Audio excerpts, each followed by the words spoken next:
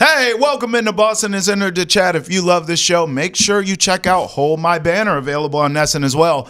Ante Campbell and I, we give you the latest on the Celtics. We give you the latest around the league in the NBA. We give you everything. Check out Hold My Banner. It's available on YouTube, Spotify, Apple, Amazon. You know, everywhere you get your podcast. Come on. Come on in, the water's fine. The March Madness water, that is. Boston has entered the chat. Travis Thomas here with Kasey Hudson. Today is the day. The madness. The madness. It feels like The Purge. It does.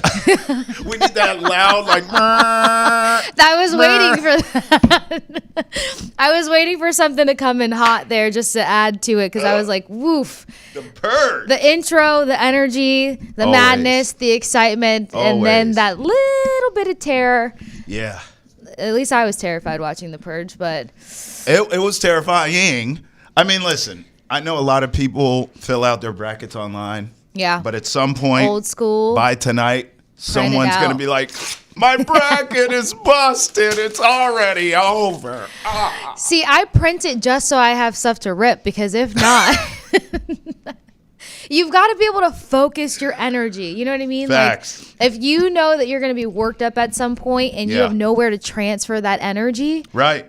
That's a dangerous situation. So I feel like I'm thinking ahead. Like, we're going to print it out. I like to say that it's because I'm old school, but it's just because, like, the instant, and I'll print copies. So I'll have a couple copies of it. We're old school. Yeah. But also, one game go wrong, paper's getting shredded. You're also just always on top of things, Case. Like, I'll give you that. You're very Type C.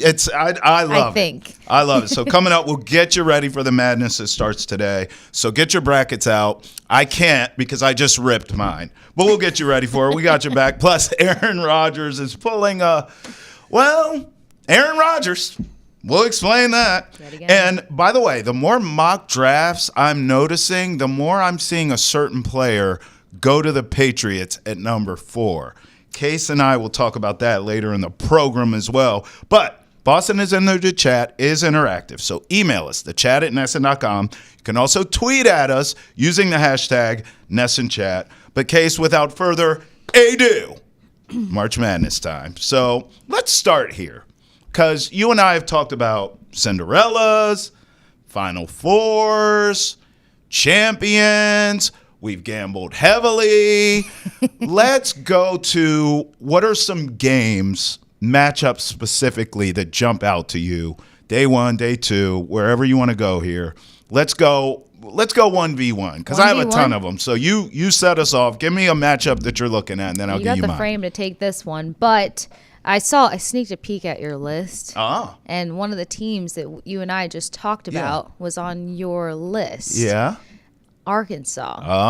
But I won't go there quite yet. I'm gonna let that one sizzle with you. All right. I'm actually gonna go with Georgia versus Gonzaga. Okay. Gonzaga. Accents. Everyone bear with me. But I was really intrigued by this one for a number of reasons, because when you first start doing the research, when you first start asking yourself which team am I going to be the genius supporter of, or which team is going to cost me my sanity, Gonzaga came back up. Yeah. And people and the fans and, metrics are sitting here saying they can't get this far again and not go further and not claim a championship. This has to be the year. And then you're taking on a Georgia team that's pretty stout in a number of ways. So I had this one circled as a game to watch, a game to be involved in, because you're looking at a Georgia team that we talked about this on the last Boston has entered the chat. Yeah. Defense, the theme of defense. If your defense can carry you, who sees how far you can go? But the other big thing that asterisks in my brain when it comes to this Georgia roster is depth. And when you're talking about a tournament, when you're talking about this March Madness style, you're talking about a number of players that can add to the tally, then it's just like, how do you go against that? But I also don't want to disrespect Gonzaga. 9 straight Sweet 16 appearances, most in the nation. But then also, they've got a little bit of depth on their side. They added the right pieces to this roster. They took advantage of the transfer portal. So I have this one circled as like okay, how much is defense going to come in for Georgia here? How deep is their bench really? Or is a high-tempo Gonzaga team going to be able to make them extremely uncomfortable and take a winning here? Yeah, I feel like every March Madness, I'm always intrigued with Gonzaga. Going all the way back to betting on them and them letting me down every single year and me jumping off that train. Did you jump on the train? Well, I told you. If I take it personal, Case. I do. Yeah. And that's the number one rule always in betting, too. They're like, never take it personal. Well, I do. I do. So, I was on the Gonzaga train like everyone else for years. I bet on them, and they would choke. So, unlike some people who stayed on the train, I jumped off many moons ago. However, it is intriguing because this is a season where, dare I say, like they're kind of under the radar a bit. There's no expectations on them like normal. One of the reasons I jumped off of the train of believing in them ever is because they play in a cupcake schedule, a cupcake conference. Mm-hmm. Well, you can't say that about Georgia, who play in the best conference in college basketball. So I'm intrigued with that matchup just to see an under-the-radar yet talented Gonzaga team, as you pointed out, against like a gritty, tough, battle-tested SEC Georgia team. So I'm looking forward to that one as well. I'll give you that. I'm going to go VCU and BYU. And BYU the other day. I told you, I'm high on BYU. They're in my Final Four. One of the reasons is because I've just watched them take down absolute giants on the road, teams that can win on the road. They always do well in the tournament. True. VCU makes me a little nervous because they're an older, experienced team, and they play small ball. They have 4 guards, but they're all really good. And so I'm wondering if they can make life a little uncomfortable for BYU. So I'm actually, although I believe in BYU, and I have them in the Final Four, I want them to be tested out of the gate. And I think VCU can do it. What's another game you have? Another one that I have circled up here, Oklahoma versus UConn. Oh, the old champion Huskies, 2-time. Right, but you got 2 massively traditional schools here. Yeah, I mean, when you look at the names that came out of the Sooners, not very soon, you know they've got a reputation, and they're kind of going off of this whole comeback theme. Not comeback as in like couple of years, but comeback as in reestablishing the tradition, showing why they were one of the guards that were out here producing NBA stars, all-stars, all the things. So I like the idea of Oklahoma being tested early, but like you said, you got UConn here.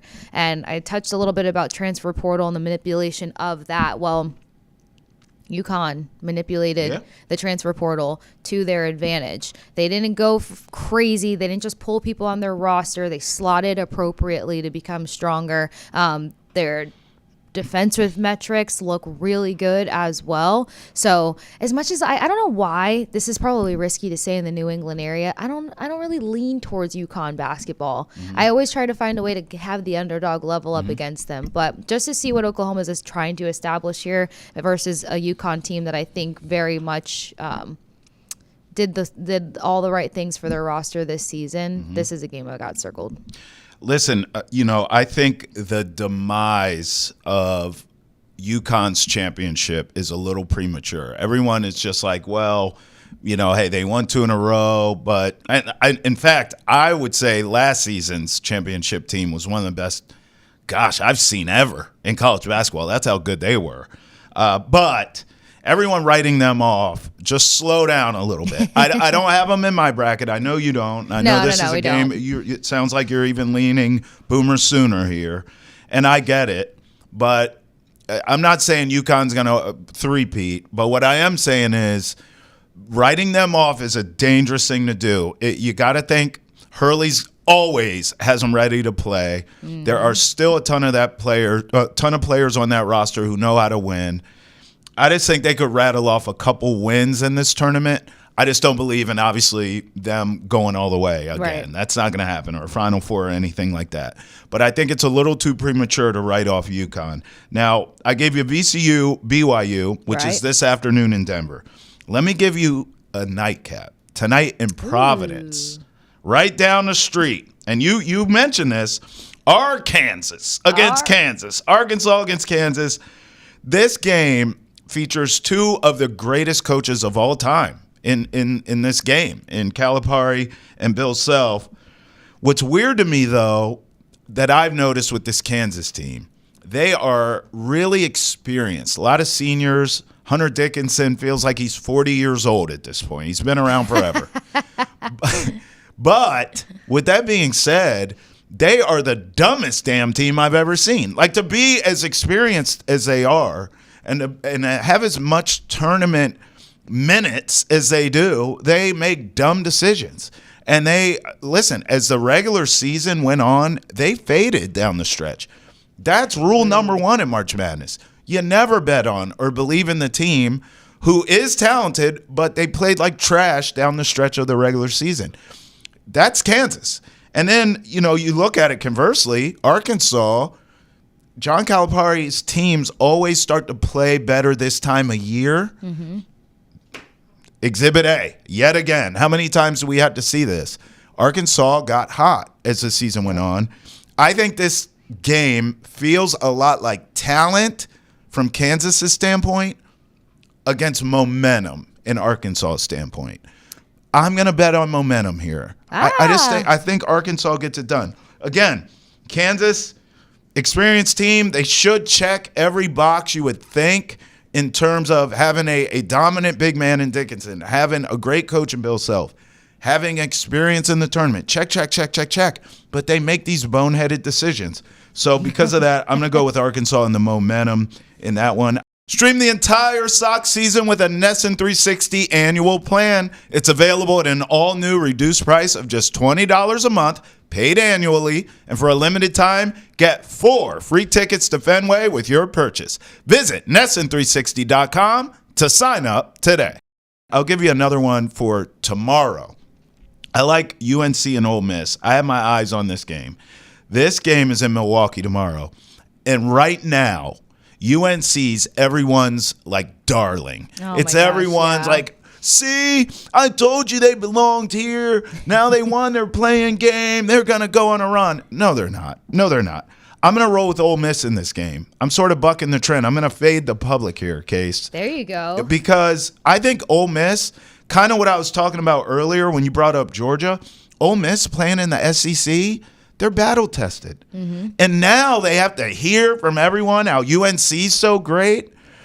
I mean, just days ago on Selection Sunday, everyone was screaming how the Tar Heels shouldn't even be here. Right. Then they win a stupid play-in game, first 4, and now all of a sudden they're supposed to go on a run. I ain't buying it. I think Ole Miss is going to win this game. They play real defense.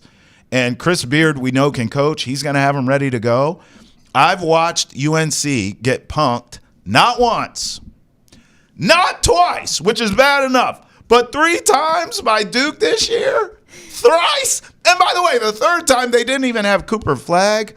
Oof. No. I'm going Ole Miss here. I'm going to buck everyone's trend of, here come the Tar Heels. Yeah, here they come to catch that L, because that's exactly what's going to happen tomorrow. They say 3rd time, shame on you. Yeah. But I like that pick because you're talking about the conference strength and stability and like where you properly get tested. Ole Miss is being tested differently. But then I started to look at some of the size of these rosters. And so, like, when you're looking at certain conferences and divisions and stuff, they had a different test in terms of, like, going against these more sizable rosters, which can be extremely exhausting. So now you're learning how to be more resilient, how you're learning how to press past these fatigue moments. And UNC, like, while they've had their moments, they just kind of hit inconsistency at the worst times, in my personal opinion. Fair. So that doesn't give you this high to ride into coming into the tournament. I mean, it could. Listen, we know this. My kids will sit down, Case, fill out a bracket, and have no idea about anything. I'll tell them the mascots of these teams, and they'll pick based on that, and they'll do better than I will in the bracket. Right. That's like how much we don't know, right? Yeah. Anything can happen. That's why it's called March Madness. I could be wrong. UNC could go to the Final Four. What I'm not willing to do is, just days ago, everyone's screaming about how this team didn't even deserve this opportunity.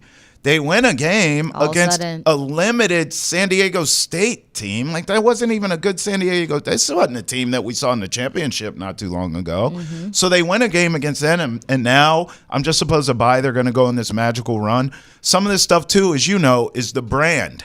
Right? We talk about Kansas. I just told you. Kansas checks every box, except they're dumb. They make stupid decisions late in games and they lose. Well, they check every box, and it's the Kansas Jayhawks. Of course they're going to go to the Final Four. Right. We see this with Kentucky. We see this with Duke. We see this with UNC. So they could. But I cannot discount what Ole Miss has done this season. Yeah. And it's one of the theories I use anyway, or strategies when it comes to filling out these brackets. I use my eyeballs. I've watched the SEC all season. I mean, there's a reason half of this tournament is the SEC. Right. It's a really good conference. Does that mean they're going to go out and go undefeated and we'll have all Final Four SEC teams? No. But at the same time, I have to go by what I've watched. And that's why it's madness. Because you could do all the research, you can watch all the games, and it doesn't mean squat. Drake could win this whole thing. And we're all sitting here like, what? Drake? But that's how it goes. These are the breaks in March. Well, I think that's what makes this tournament so great, honestly, is that. But, like, the reason that it happens is because taking it back to Gonzaga for a minute, or Gonzaga, whatever, y'all, I'm sorry. But taking it back to that, their conference, like, it might not be the strongest one, and they may dominate in it because of their particular skill set within, you know, big fish, little pond kind of theory. But then you're talking about a team, a structure, a skill set, play calling that the SEC teams don't see often. So you kind of get an upper hand in terms of strategizing, adjustments. Are they a strong first and fourth quarter team? So even though you're strong, you're not as strong, you're not as popular, you're not talked about as much. This is why March Madness is so great, because you're really picking from like these small areas. You're finding these teams that have such unique skill sets and compete so well within their small pond, but it's hard to kind of game plan for that sometimes. And then the time frame that you have to game plan against these teams that you never see in a season or hardly see in a season. So that's why the strategy of it, like, SEC could be strong, but you're talking about, you know, maybe 60% of these teams going deep. I've heard a lot of people suggest this is the best sports time of the year. Do you agree with that? So let's think about this. We have March Madness, Avi.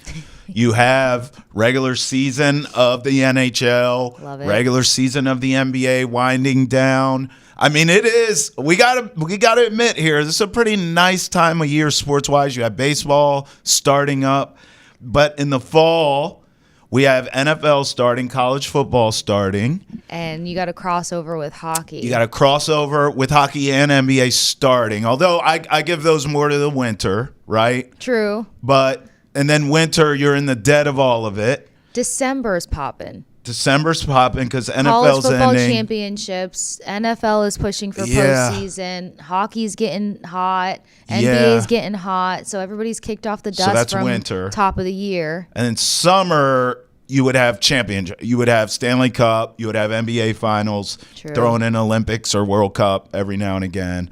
That's not a bad debate. I do think this time of year, though, it deserves its flowers, quite literally, because it's spring, right? Like, March Madness, there is nothing. You and I are hockey folks. I love Stanley Cup playoffs. Oh, yes. I just don't think there's anything better. But it's a 7-game series. Things happen. NBA, 7-game series. In the NFL even now, I get there's the wild card, but it does feel like, generally speaking, the cream does rise to the top, generally speaking. Honestly, in March Madness, like I you just like the cutthroat fashion of this. It's like one it's and do done. Or die every single game. It's one and done. There's always a Cinderella. True. They don't necessarily win it, right? But least sometimes they do. They make the headlines, right? Make the story. And you get a Final Four in a good year. You might get 2 Cinderellas in that. Like I do think March Madness deserves its flowers, though. Yeah, I'd give you that. I couldn't put it over Stanley Cup playoffs. Me either. But I get the argument. If someone on the March Madness argument says, okay, yeah, hockey's cool, but it's a best out of 7. How do you argue that? Because in March Madness, like you said, it's cutthroat. Mm-hmm. You have a bad shooting night. You could be the number one. Like Houston could have a bad shooting night. For you, and it's over. It doesn't matter. There's no statement games. There's no next piece. Yeah, that's a good point. Right? I think it does. Like for me, I'd put NHL playoffs. I probably put. I mean, what's better in the Super Bowl? I put NFL playoffs, and then I think I'd be willing to have a March Madness conversation. Slotted right after Super Bowl? I think so. I like this. I could go with that. I think so. But then talk to me in October, and I'll say baseball.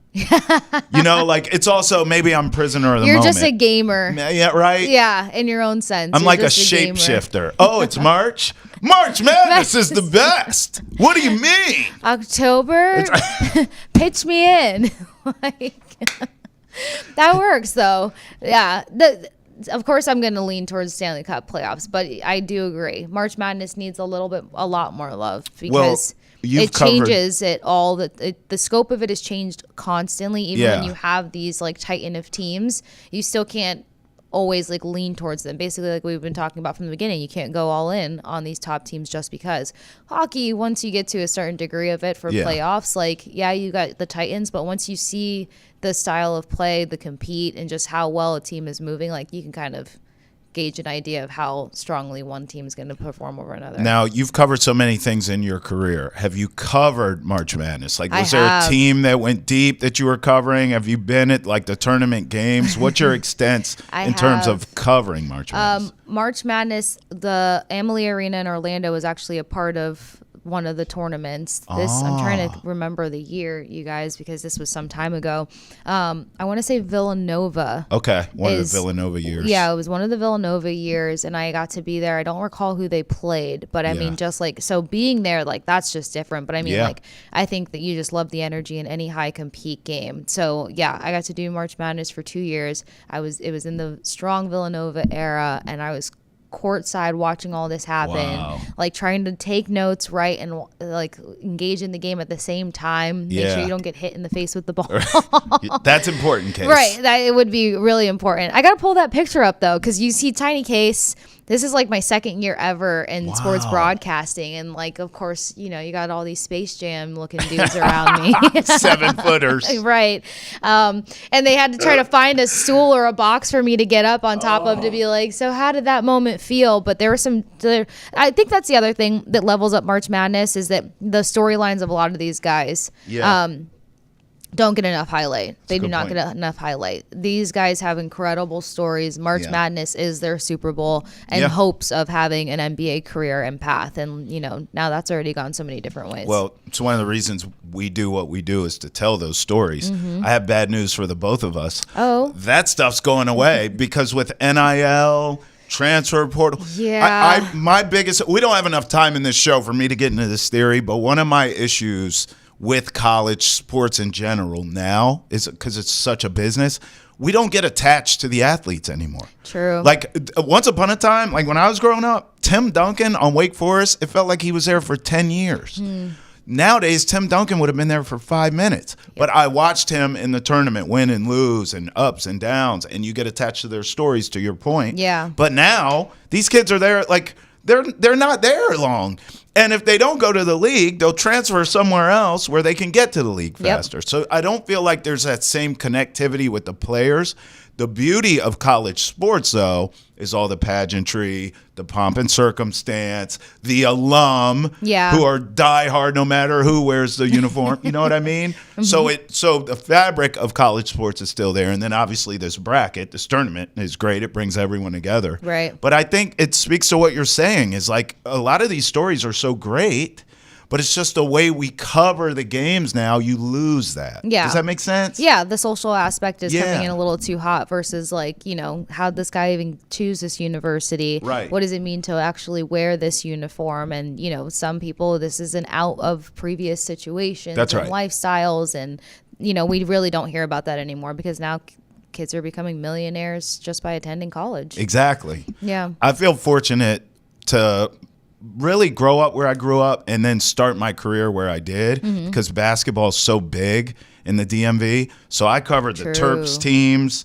I mean, they won a championship down there with Gary Williams. So covering the Terps, you look up, you see smaller schools like a George Mason, an American University. These kind of smaller schools would make the tournament every so often. They'd send me to cover it. So it was really cool to get that opportunity to do it. But now that I'm in a pro sports market, I kind of prefer that. I'm not going to lie. Really? Yeah, like I like watching the tournament on TV and betting on it and talking about it with you here on Boston Has Entered the Chat. But in terms of like going to that stuff and covering that, it's so much damn work. Listen, the older I get, Case, the more I like sitting right in the studio and running my mouth and not having to go to practice. Let them bring the cuts to us. Yeah. Let me just sit and talk about it. Let me watch it on my couch and then come in and talk about it. I'm still a runner. I know you are. I'm still a runner. We've got some fun content coming out on Nesson, and immediately they're like, "Are you okay with being on skates and in the action?" And I said, "Say less, but tell me more." So I was all about that. And while we were getting this content for you guys that we're excited about, it was like we would wrap up doing one thing, and they'd be like, "So would you be okay with like doing something else? Like, would you be okay with like learning this on the fly?" And I'm like, yes, I would. And I only ate it one time and I fell forward. So Liam, one of our content kings, he was like, technically you dove. So I was like, thank you, Liam. I took a dive. Oh, you were like reaching for a puck and you... I think I was trying to get out of the way. I was trying to get out of the way. I was moving faster than I was processing. Let's put it that into context. And but that was, I mean, out of 2 hours of being on the ice, one dive is not bad. So you can still send me into battle. I'll still go in, but I mean, you have paid your dues. So, and You plus too. like I'm a bit of an adrenaline junkie. Also, I'm not going to lie. Can't be sidelined for long. We're only 20 minutes in, and she already gave us a quote of the show. Was it "Say less, tell me more"? Yeah. Okay. Say less. Well, Tell me more. I won't sing the Grease portion of it for y'all, but speaking of which, say less, tell me more. We're talking QBs next, and we'll talk about one who's a pain in the arse. How's that for say less, tell me more? That's in 30 seconds. But first, for more March Madness and the latest on the NBA, check out Nesson's basketball podcast, Hold My Banner. It's available on YouTube, Spotify, Apple, Amazon, and wherever else podcasts are found. All right, Case, you know the drill. We're going to What's Trending here. 3 stories in the world of sports, 3 minutes on the clock for each one of them. And here we go again with this Aaron Rodgers guy. Lord have mercy. back at it. Aaron Rodgers is planning to make everyone wait. The nerve. Now that the Vikings are out on him. Like, what? This, according to Shefty, the free agent QB still, quote, is in no rush at all to make a decision. This is the problem, Case. This is a problem with this guy. This dude thinks everything revolves around him. Mm-hmm. This is why you only have one Super Bowl, bruh. It should have been you and Brady for years. Everyone talked about Manning and Brady. It should have been Rodgers in that as well. He can't get out of his own way. It's always about him. And here we go again. Teams don't even want you. They're turning you down. And you're saying, you know what? I'm just going to make everyone wait on my decision. It's always about Aaron Rodgers. This is a problem. You know what this is, right? What? Well, first of all, the obvious, all caps ego. But think about the timing of the news. Vikings decide that they're not going to entertain and offer a conversation. Right. So, like, you set your eyes on what you feel like could be the fit. And I even defended it. I'm like, you know what? I don't hate this. He could slot in over in the Vikings, make a little bit noise, work hand in hand with Kevy over there. But the minute that they moved past him, it was like, hang on. I'm still just taking a breather here. I'm still figuring out what I want to do. It diffuses the fact that another team is moving past the Aaron Rodgers. And I think that's exactly why he comes out and says, makes remarks such as like, everybody's got to wait because I'm still the decision maker here. I'm still in the driver's seat like you're not. And it's been obvious ever since the couldn't commit and couldn't be a part of the Jets roster. Like, he's feeling too moved beyond. So he's going to try to figure out a way to say, I was in control of this. This is what I wanted all along. Because I guarantee you, if he lands on a roster, it's going to be, this is what I wanted all along. Oh, so this is the old, you're not going to break up with me. I'm going to break up with you. Come on now. What a loser, this guy. I cannot stand him. I listen, I'll tell you when I was out on him. When he forced his way out of Green Bay and forced his way to the Jets, I'm like, bro, like you have a great young roster there. Since Rodgers has left, they've been in the playoffs. LaFleur He didn't like Jordan can Love coach. breathing down his neck. You know what he is? He's a grass is greener guy, right? Grass is greener, but he's a one-man show. If the show is not revolving around That's him, right. There's a struggle there. Yeah. He's not really into the whole, pull along as I go along kind of leader. Right. Yeah. Which is a problem at the quarterback position. You kind of need to be a great Kind of leader. like top of the resume, Yeah. I thought. Cam Hayward with the Steelers was absolutely right. Like, you're not going to hold us hostage. Like, if you don't want to be here, don't be here. Right. Like, what are you doing? If you're Aaron Rodgers, you have DK Metcalf and George Pickens as wide receivers there. That Steeler brand, Mike You saw Tomlin. what Fields and Facts, Russ. Russell Wilson just Yeah. did with that roster. And anyway. But you want to hold court and hold everyone hostage instead. It is just supposed to be an ego chess move, and honestly, maybe it'll clap back at him. You know what? If you feel the way Case and I do, that Aaron Rodgers is a loser, please tweet at us using the hashtag NESSAChat. You can also email us at chat@nessa.com. You can also get involved with the brackets, too, because even though I rip mine up, it's still online, and I make copies. Casey taught me that. All right, now.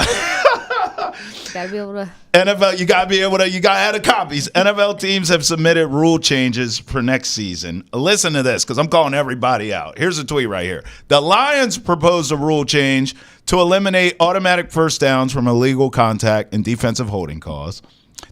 They also want to change the seeding case. So if we're a really good wild card team, we should be seeded higher than a team that wins their division with a porous record, i.e. your Buccaneers.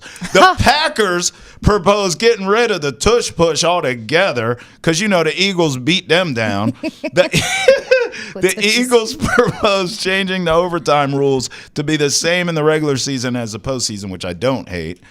I mean, look. Out of all this stuff, we could break this down if you want, piece by piece. But the first thing that jumped out to me that I cannot ignore, Detroit Lions. Who do you think you are? I mean, honestly, you've been the Lions my whole life. You had one of the greatest football players of all time that I've seen with thine eyes, and Barry Sanders. And Barry Sanders said, well, damn, I can't keep doing this. I mean, I'm doing everything around here. I'm scoring touchdowns, highlight runs, making concessions, and we keep losing. So he quit. It's your fault, Detroit Lions. And yes, I still hold a grudge. Then you lose forever. You know how many Thanksgivings I've watched you lose? I was a sober little kid to a drunk grown man, and you were still losing on Thanksgiving, and you subjected us to this? Now, you've been good for 5 minutes. 5 minutes, Detroit. And you're going to dictate what rule changes should be. Go sit at the little kids' table, Lions. Please, adults are speaking. Go on, Case. Mr. Big Stuff. Mr. Big Stuffs. That's why they decided. It's just like, of all the things. You just got here. It's like just walking in to a party and then you dictate the music. Like, who do you think you are? Well, to get as far as they have the past 2 years, this year with that much more pressure on the shoulders, and then the exit style, what's going to silence it more? Hey, let's fix these couple of things, these minute situations, to see if it can help us prevail even better. But don't particularly hate it. The legal contact, I know that fans are just getting over the whistle being, blown over every little thing. It feels like the game has slowed down tremendously in a number of ways, and you've added a lot of cushion to it. Yeah. Maybe just from a personal standpoint, illegal contact, like, you still gotta. That's a safety situation. Yeah. Automatic first downs. That's one thing. You don't want to be handing out inches because this is a game of inches. So I'm not against any of that. Propose getting rid of the tush push. Literally go away. Go away. The tush push is so iconic in some of the best moments. Like, do not take that away from fans because you're wounded over something. Tush push stays. I mean, they lost to the Eagles twice. Here's the thing. So game plan better. Right. Thank you. Like, what? Because look, I know I went off on the Lions, but the Packers, suggesting get rid of the tush push. They're not the only team that feels that way. A lot of teams feel that way. But Casey's right. Like, stop it then. Why don't you just figure out a way to stop the damn thing instead of changing the rules? Like, that's such a Drake move. I lost in a battle. I'm going to sue. What? Just hold your L. I know there's injury pieces to it, but still, it's just the tush push is a piece of football. Would you call it iconic? I was about to go there and then I stopped because I was like, are people going to think this is weird that I'm like, the tush push is iconic. Keep it. I'll refrain from that, but yeah, let's just Packers relax. I am keeping track of your quotes. Say less, tell me more. The tush push is iconic. It is iconic. Netflix is bringing back their series Quarterback for a second season. As someone who watched season 1, I'd like to just add, who gives a damn? It was boring as hell. Season 1. So you know what we're going to do? Run it back with even more boring guys. Now, Joe Burrow, I'll give you. I feel like Joe Burrow's coming out of his shell. Joe Burrow is more entertaining than all these dudes put together. Kirk Cousins was on season 1, and I fell asleep every scene of his. Jared Goff has never entertained anyone ever. So look, in season 1, you had Mahomes, you had Cousins, you had Marcus Mariota, who was so boring. So Mariota and Cousins were very boring. I would say Cousins was a little more, not entertaining, but relatable. He was very relatable for someone worth a gazillion dollars like he is. We didn't see plain Cousins. And by plain, I He's mean very Plane. No, yes. Monster Chain. We didn't no, see you that did. guy. Oh, that plane. Yeah, we didn't see plain. We saw Plain. Right. Plane. But we didn't see plain. No, we did not Cousins. see that. That's what I would have signed up for. Yeah, but that's not real. Like, True. That's what I mean. Like, even that was for TikTok or whatever and just a guy celebrating. But he's very boring. And then you did have Mahomes, which obviously is intriguing because of his greatness. And Marcus Mariota, why'd they even do that? So now I'm just like, well, I don't want to see Cousins again. I don't understand why he's back on the show. Jared Goff, he even plays boring, Casey. Like, he's a new man. What's flashy about Jared Goff? He's a new man. Oh, Wrong please. hand. I don't want to see that. He may have a new layer to him as a married man now. Maybe. And he's married to a supermodel who like people love and adore, and she's very personable. So like maybe we'll see more personality via wife. Well, she better bring it because he ain't giving no personality. And then as far as, look, I'm going to tell you, Joe Shiesty, I'm looking forward to that. Are you kidding? I want to see. So this looks at last season. Right. So I want to see the Bengals trying to make the playoffs. I want to see how he's talking about, I got to get my receivers paid. I want to see all this stuff from Joe Shiesty. Yeah. He is entertaining. He plays an exciting style. He's swagged out. I'll watch season 2 just for Joe Burrow. Well, hopefully they get the memo and make him majority of the show. But yeah, I mean, for the advocacy that he puts on for his players, for the guys that he wants to be around, that's one thing. But then also think of this. Joe has been in the headlines a lot. Oh, yeah. His house got broken into. The house got broken into. The girlfriend, quote unquote, might not be girlfriend, was watching the house, yet a timely breakup came shortly thereafter. Then he was seen with somebody else, and then everybody's like, yo, him and Taylor look really good together at Super Bowl. So, not Taylor Swift, by the way. I didn't even think about that angle. Yeah. There could be a love tryst involved. There could be things. The funniest part about me pointing out any of that, not a reality TV gal. I Really? watch zero reality TV. So you're not watching this. This is a reality show. No. You don't watch any reality TV? No, it gives me anxiety because when I watch people do stupid stuff that I know is avoidable, it stresses me out versus entertain me. So I'm not entertained by it. Like, wow. Yeah, that's probably the like real type A military brat in No, me. it's just, I don't think so. I think it's intriguing though, because I think so it's weird. I'm not a reality TV watcher either. Not for the same reasons. It's just because I watch so many games, which I'm sure is the case for you too. That too. But it is, I feel like majority of people are reality TV watchers. So it's always fascinating when I find someone who feels the same way as I do. But you're even more strong you're like, I don't have time for this trash. It's a negative for me. Like my sisters are all into it. They'll pop off on the group chat talking about it, and I'll be like, can you guys start a sidebar conversation? Because like, don't need to know, don't care about it. But I think I tried it for a hot minute. I grew up in like beaches of Florida, so we thought we were like our own Laguna Beach cast down there. But outside, I still didn't even watch like it in entirety. Wow. I just knew bits and pieces. And no people Jersey being like, Shores, none of that. Jersey Shore, you can't. No. No. Did you see the look of disdain? I wish we had instant replay in this program. Nope. So I think my friend, like my brothers and his friends, like they used to call me and my best friend Nikki Nuggets because we were like the two little 5'1"ers walking around. Then she hit a late growth spurt, so then that ran out. But she outgrew you. I'm sorry. Happens. It does happen. Hey, want to hear all about Boston sports? Check out Nesson's Daily Sports Podcast. Boston has entered the chat. You too can enter the conversation by tweeting at us using the hashtag NessonChat, or you could always email the chat at Nesson.com. Boston has entered the chat is available on YouTube, Spotify, Apple, Amazon, and wherever else podcasts are found. All right, Case, you and I have talked a lot of football. I don't know if we've talked the number 4 overall pick with the Patriots. Not together. Not we've together. had this. I think we've both badgered George. Yes. About this. About offensive linemen talk? About all of it. But we haven't had a chance to have this conversation. Okay, so I bring this up for a few reasons. Let's talk about pro days, because one guy who is on the Patriots draft radar, Ted McMillan, wide receiver from Arizona. The knock on him are people saying, well, he may be a little slow. He may not be fast enough. Well, at his pro day. Fast enough for a sophomore quarterback? I mean, 4.4 for Ted McMillan, the receiver I'm talking about. So a 4.4, I've seen some 4.5s. Here's the deal. He's fast enough. That's a big body guy, hands, can route you up.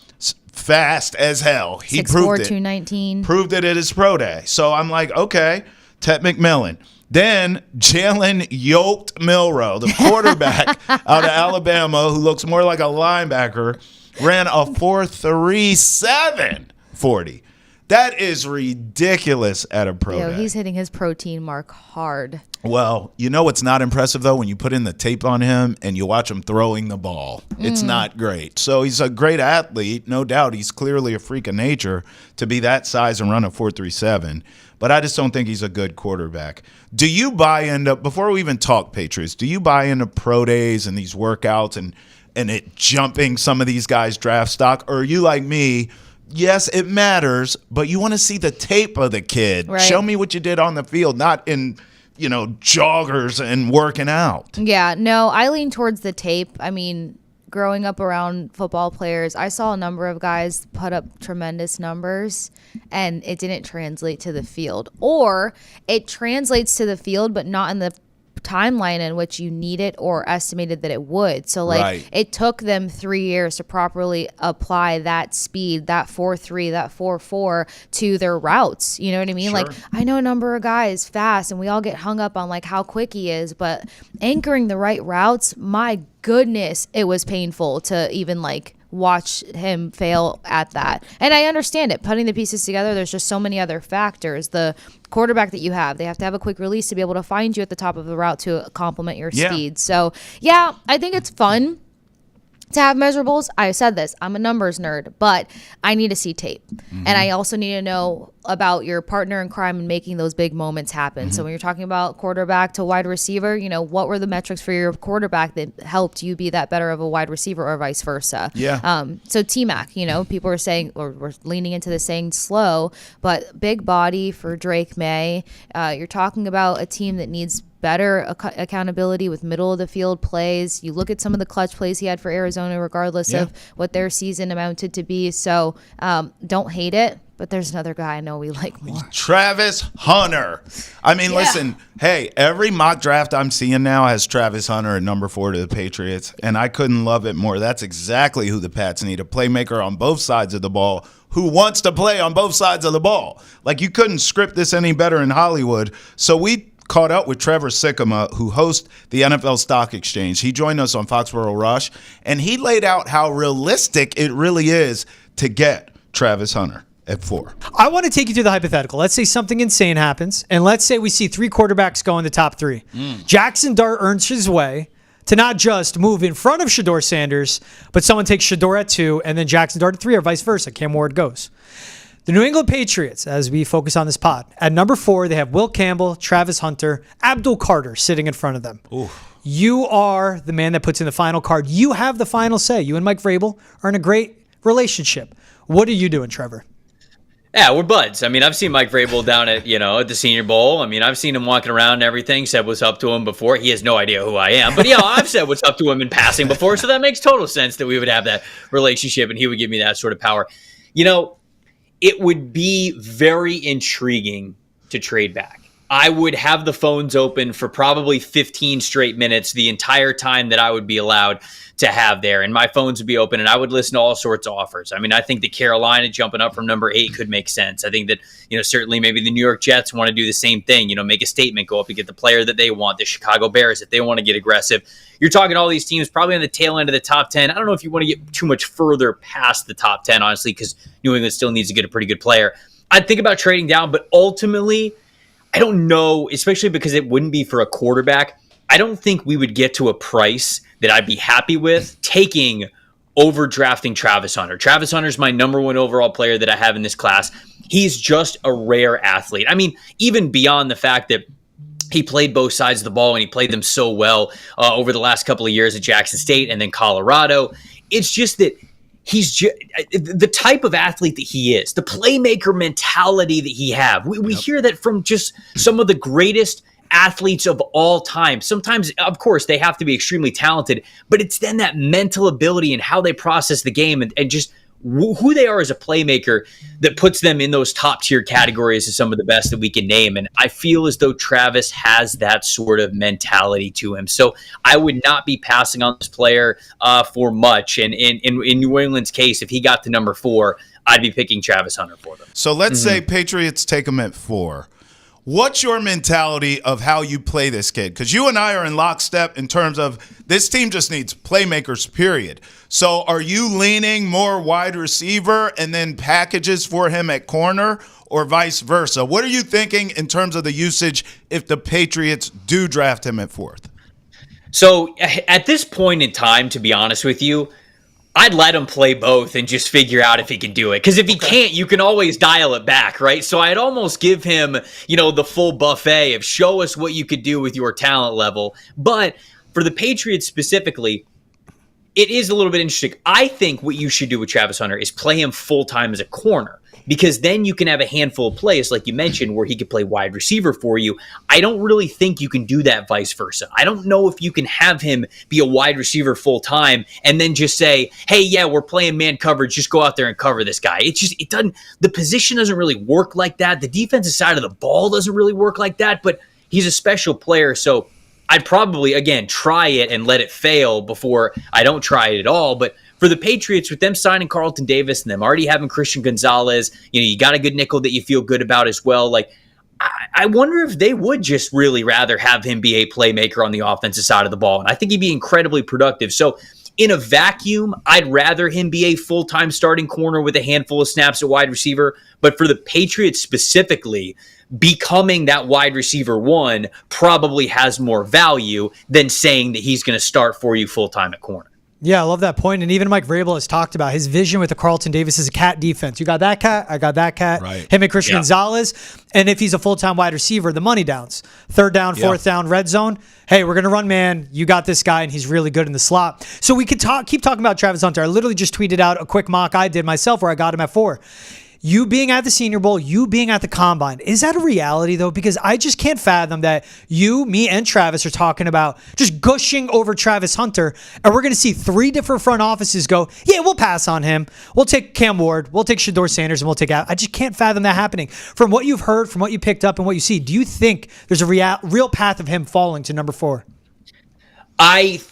I will not say that something is impossible, because every single year the NFL draft teaches me that I cannot speak in absolutes when it comes to what's going to happen on night 1 of the NFL draft. I think it's pretty unlikely, just because of what we talked about here. If we all love him so much that we'd sprint the card in at number 4 if he's on the board at number 4, you got to think these other teams would want to as well. And the only reason why, in my opinion, we're even entertaining this conversation is because of the desperate need of quarterbacks for all 3 of the teams that are picking above the Patriots. Ultimately, I think that I'm coming to grips with it could be a coin flip here, that we get 2 out of those 3 picks are going to be a quarterback selection. I think it's very unlikely still that we would get 3 out of 3 be quarterback selections. And if there is one that isn't a quarterback, whether that's the Giants or whether that's the Cleveland Browns, I think that Travis Hunter will be the pick for one of those teams. He's just too good to pass up, in my opinion. And again, you just talk about the rareness of who he is as a football player. Even for as great as I think Abdul Carter can be in the NFL, I wouldn't be passing on a player like that. So there's always a chance. There's no doubt about it. But I feel like it's pretty unlikely that all 3 teams would pass on a kid as talented as him. Thanks, Trevor. I feel the same way, except that, hate to take the air out of the room, but Cam Robinson just signed with the Texans. Wow. The taping of this podcast. So you know what that means. Go ahead and fire up the band for Will Campbell being drafted at number 4 overall by the Patriots. Whoop-de-doo, Kasey Hudson. Yeah, you really did pull the air out of here. Thank you for that. Honestly, we'll take the honesty. We'll take the honesty. But I mean, just can't, Case. Great to see Trevor, though. I'm glad that y'all got a chance to talk with him. I met him through my mentor, John Ledyard, and I actually met him at the Senior Bowl. So, oh, wow. Yeah, that was fantastic. Shout outs to Trev. He's good peoples. I'm not going to lie, Good Casey. humans. I'm not going to lie. If these boys pass on Travis Hunter, because they have to take Will Campbell now. You have to take him. If Travis Hunter's on the board and they take Will Campbell at number 4, I will rage out. And I just don't think they have a choice now. I really don't. Well, generational talent and everything that Trevor just said there, like, you know, I don't know if you bypass that because of. Yeah, they're going to. Yeah, you could speak more. And then Will Campbell has short arms.